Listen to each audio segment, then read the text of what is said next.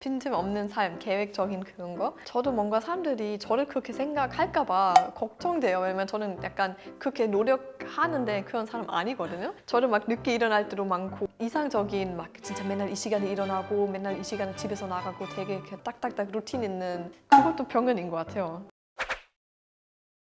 안녕하세요. 독일에서 니키입니다. 반갑습니다. 저는 한국에 온 지 지금 7년 반 정도 됐고 되게 오랜만에 출연하고 네, 제가 최근에 어떤 영상을 봤는데 독일인들이 쉽게 지치지 않은 이유라는 제목으로 올라왔었는데 이제 독일인의 특징 얘기하고 나열하는데 제가 그거 한번 독일인의 시선으로 보도록 하겠습니다. 일본의 동경대학에서 제가 유학을 했는데요. 이 동경대학의 특징이 전 세계의 학생들이 엄청 많이 와요. 독일인 친구들이 있었을 거 아닙니까? 조금 놀랐어요. 처음에 인상은 왜 우리가 독일 사람 그러면 막 집중하고 막 노력하고 정말 빈틈없이 삶을 살아가고 이런 이미지 갖고 맞아요. 있지 않습니까? 그 되게 빈틈없는 삶, 계획적인 그런 거. 저도 뭔가 사람들이 저를 그렇게 생각할까 봐 걱정돼요. 왜냐면 저는 약간 그렇게 노력하는데 그런 사람 아니거든요. 저는 막 늦게 일어날 때도 많고 이상적인 막 진짜 맨날 이 시간에 일어나고 맨날 이 시간에 집에서 나가고 되게 이렇게 딱딱딱 루틴 있는 그것도 병연인 것 같아요. 맞아, 그분 얘기하는 것처럼 전혀 그렇진 않아요. 오히려 한국보다 늦게 일어나고 그런 분들도 많을 것 같아요. 한국 사회 워낙 그렇게 막 빨리빨리 그런 식으로 돌아가니까. 그래서 많은 분들은 독일 사람들이 모든 거 칼같이 지키고 계획적이고 그렇다고 생각하는데 생각보다 그렇진 않아요.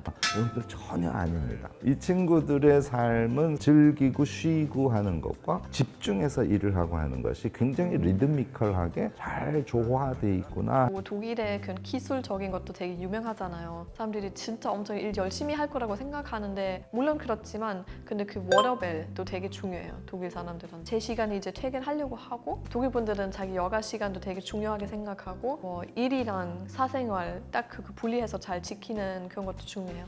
그런 가치관도 중요하고 그리고 요새 그런 얘기도 나오고 있어요. 주 5일 말고 4일만 일하는 그런 걸로 많은 분들 그렇게 하려고 하고 학교 때는 확실히 쉬는 시간도 많았었고 학교만 비교해도 한국에는 이제 지금 조금 없어지고 있는 걸로 알고 있는데 야자 그런 거 독일에 아예 없어요. 그냥 뭐 학교는 1시에서 4시 사이 끝나고 진짜 늦게 끝난다고 해도 5시고 근데 그거 뭐 일주일에 한 번 정도? 또 중간에 항상 15분 쉬는 시간 그리고 1시간 쉬는 시간 항상 그런 거 있으니까 그때도 사실 힘들다고 생각했지. 어릴 때 당연히 힘들다고 생각하지 이런 것도. 근데 지금 한국이랑 비교하면 훨씬 여유 시간도 많고 쉬는 시간도 많았었던 것 같아요. 일단 학교 쉬는 시간에는 무조건 교실에서 나가야 되고 어디 복도에 있거나 아니면 최대한 이제 밖으로 나가게 하려고 해요. 거기 학교 중간에 있는 마당으로. 보통 교실 안에 있으면 안 돼요. 좀 움직이고 몸 좀 풀고 막 그렇게 하라고 해요. 선생님들은. 맞아요. 맞아요.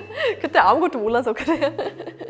아우토겐이라는 거였어요. 스스로 무엇인가를 생성하는 어떤 행위를 뜻하는데요. 요컨대 쉬는 거예요. 어깨를 먼저 생각해.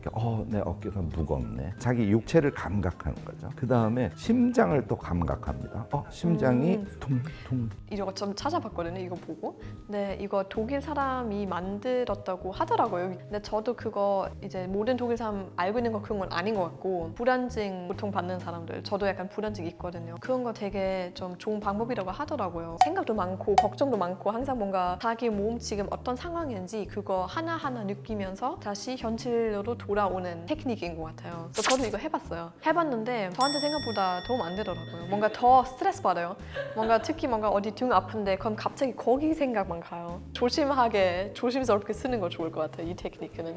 근데 그거 한 가지 팁 있어요. 좀 밤에 잠 잘 안 오는 분들 한번 잠 자기 전에 자기 얼굴 근육 신경 쓰는 거. 왜냐면 생각보다 누워있는데 잠이 안 오면 되게 얼굴 약간 되게 텐션 많거든요. 근데 그때 딱 릴렉스 시키면 확 느껴져요. 이거 진짜 좋아요. 이마부터 약간 릴렉스 시키는 거. 자, 이제 제가 영상을 다 봤는데 제목이 이제 독일인들이 쉽게 지치지 않은 이유였잖아요. 제목만 보면 되게 뭔가 일 진짜 열심히 한다, 진짜 쉬지도 않고 진짜 뭔가 계속 일할 수 있다, 어떤 비결이 있을까라는 생각 들 수도 있는데 그거보다 일하면서 어떻게 효과적으로 쉴 수 있는지 그분 좀 얘기하려고 하는 것 같아요. 그분 얘기해 주시는 그런 아우토긴? 그 아우토긴이라는 게 모든 사람들이 알고 하는 건 아니에요. 모르는 사람도 많을 텐데 그 베이스는 현실 좀 느끼고 자기 몸 어떤 상황인지 좀 쉬고 에너지 에너지 다시 좀 얻고 그 다음에 계속 이제 일하는 거. 그거 독일 사람들이 다 공감할 수 있을 것 같아요. 쉬면서 일도 하고 일만 집중하는 거 아니라 그냥 좀 밸런스 라이프 그런 거 독일 사람들이 중요하게 생각하는 것 같아요. 저도 물론.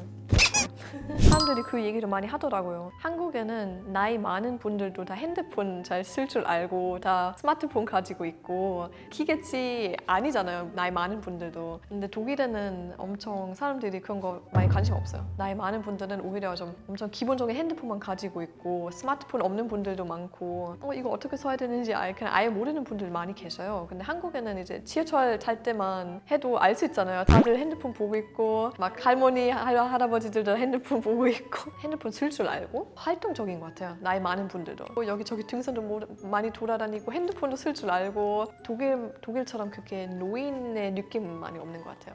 맞아요. 근데 이것도 그냥 편견 하나인 것 같아요. 독일은 그렇게 기술 만드는 거 되게 잘하는 것 같아요. 자동차도 잘 만들고 여기저기 엔지니어링 되게 크잖아요. 유명하잖아요. 그거 진짜 잘하는 거 맞아요. 하지만 그거 독일에서 적용하는 거 문제예요. 왜냐면 법적으로 되게 장애물 되게 많아요. 이제 예를 들면 간판 같은 거 설치 못하게 하는 것 같아요. 왜냐면 누구한테 이제 그 빛 그렇게 방해될 수도 있다. 운전할 때 위험할 수도 있다. 여기저기 민원 들어올 수도 있다. 진짜 되게 그냥 복잡하고 독일에서 그런 새로운 거 적용하는 거 엄청 오래 걸리고 그냥 안 될 때도 많아요. 현금이나 그거 티켓 미리 있어야 되는 그런 것도 한 번에 다 이제 여기 회사도 다르고 여기 회사도 다르고 뭔가 여기저기도 막 컴플레인 들어올 수도 있고 카드로 결제하기 싫은 사람도 있을 수 있으니까 그거 통합하는 게 그 과정 너무 오래 걸려서 그냥 아예 안 하는 것 같아요. 지금 하고 있을 수도 있는데 아직은 변화 없었어요. 지금 한 10몇 년 동안. 얼마나 쉬운 건데 그쵸? 기술 없는 거 아닌데 한국에는 반대적으로 일단 그냥 하는 편인 것 같아요. 일단 해보고 되면 되고 보통 되는 것 같아요. 그냥 사람들이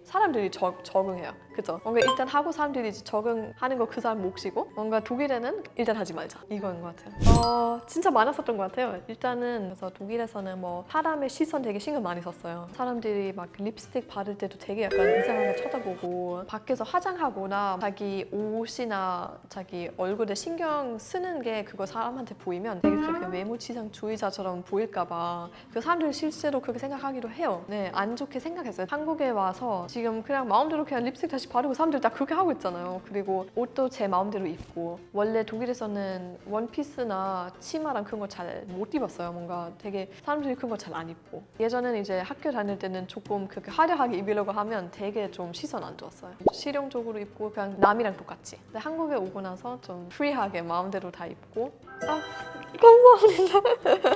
그리고 화장하는 것도 되게 또 안 좋은 시선 많이 받았어요. 내적 변화는 독일에 있었을 때는 내성적인 편이었던 것 같아요. 지금도 완전 막 외향적이고 막 완전 막 제 MBTI E 아니에요?